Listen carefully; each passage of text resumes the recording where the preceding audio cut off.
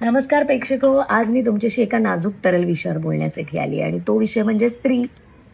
हळवी, नाजूक, प्रेमळ, सहनशील, संवेदनशील. बाप रे, किती ह्या उपमा. खरंच देवापासून ते माणसांपर्यंत सगळ्यांनी स्त्रीला संवेदनशील आणि सहनशील असते अशी उपमा दिलेली आहे. खरंच आहे.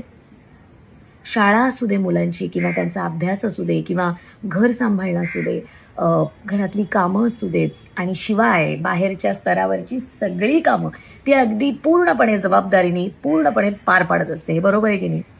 सेम. पण असं असताना पण तिच्या आतलं दुःख, तिच्या वेदना ती कोणाबरोबर बोलणार, कोणाबरोबर शेअर करणार? तर अशा वेळेस तिला मदत करण्यासाठी एक महत्वाची गोष्ट आपल्यापर्यंत पोहोचलेली आहे. ती म्हणजे प्रोलिनर आणि प्रोविंग्स. ही जी पॅड्स आहे याबद्दल मला तुमच्याशी बोलायचं आहे. खरोखर ही जी दोन्ही पॅड्स आहेत ना, ही अत्यंत उपयोगी पॅड्स आहेत. ही मी वापरून पाहिलेली आहेत. मी खरंच सांगते, मला जेव्हा हे एका मैत्रिणीने दिलं, दीक्षा नावाच्या, तर तिने मला याबद्दल सांगितलं होतं.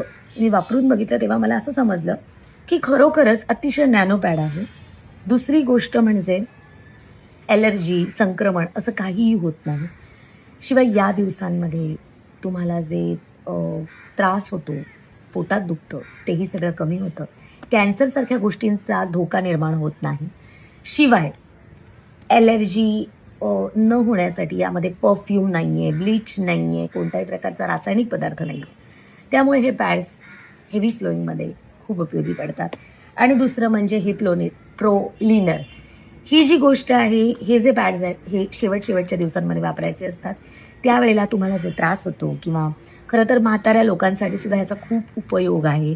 ज्यांना स्पॉटिंग होतं, ज्यांना वॉशरूमला होतं सतत, त्यांच्यासाठी हे उपयोगाचं आहे. तर मला असं वाटतं की या दोन्ही गोष्टी अत्यंत महत्त्वाच्या असल्यामुळे त्या वापरल्या गेल्या पाहिजेत. मी ह्याची ॲड अशी काही करत नाहीये, पण खरोखरच वापरल्यानंतर ह्याचे उपयोग कळतात.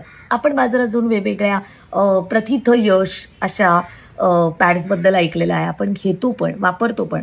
पण मला वाटतं की हटके म्हणून जाऊन आपण ह्या पॅड्सचा वापरही करून बघायला काही हरकत नाहीये.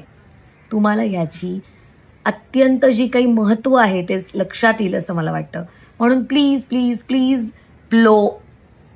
प्रोविंग्ज आणि प्रोलिनर या नक्की गोष्टी वापरून बघा.